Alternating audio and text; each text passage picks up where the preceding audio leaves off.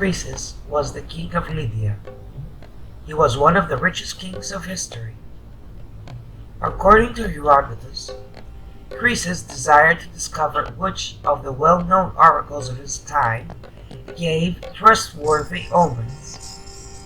He sent ambassadors to the most important oracles: Armenia, Mesopotamia, Persia, Greece, Egypt, ordering that on the 100th day from their departure from Sardis, they would ask what the king of the Lydians, Croesus, son of Alyattes, was doing on this exact date. Then, on the 100th day, the envoys entered the oracle of Delphi in order to ask for the omen, and Pythia answered in verse: I know the sand's number and the measures of the sea. I understand the mute and hear him, though he does not speak. The smell has come to my senses of a hard-shelled tortoise, being cooked in bronze, together with lamb's meat. There is bronze beneath it, and with bronze it has been covered. The envoys wrote down the answer and returned to Sardis. Croesus read all the answers brought by his envoys from all the oracles. As soon as he read the answer of Pythia, he bowed, because he was persuaded that it was the only real oracle, along with that of Amphiaraus.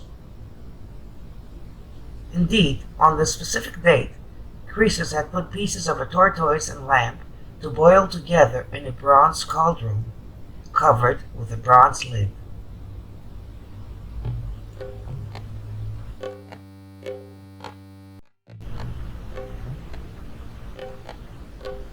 Then, Croesus wanted to thank and take on his side the oracle of Delphi. Croesus also made lots of more precious offerings. According to Herodotus, Croesus encountered the Greek sage Solon and showed him his enormous wealth. Croesus, secure in his own wealth and happiness, asked Solon who the happiest man in the world was, and was disappointed by Solon's response that 3 men had been happier than Croesus: Tellus, who died fighting for his country, and the brothers Cleobis and Biton, who died peacefully in their sleep after their mother prayed for their perfect happiness, because they had demonstrated filial piety for driving her to his festival in an ox cart themselves.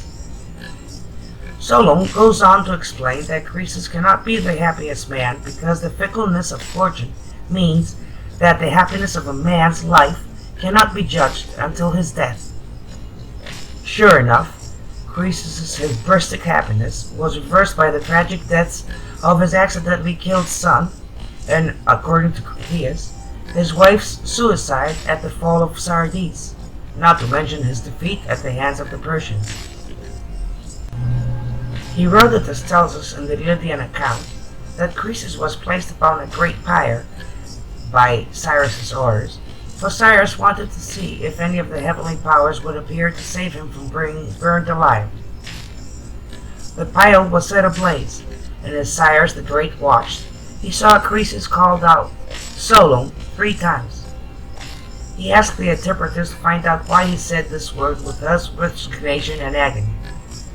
The interpreters returned the answer that Solon had warned Croesus of the fickleness of good fortune. This touched Cyrus, who realized that he and Croesus were much the same man, and he bade the servants to quench the blazing fire as quickly as they could. They tried to do this, but the flames were not to be mastered.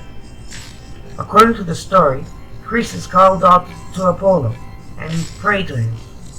The sky had been clear, the days without a breath of wind, but soon dark clouds gathered, and a storm with rain of such violence that the flame was speedily extinguished. Cyrus, thus convinced that Croesus was a good man, made him an advisor, who served Cyrus well, and later Cyrus' son by Casandine, Cambyses.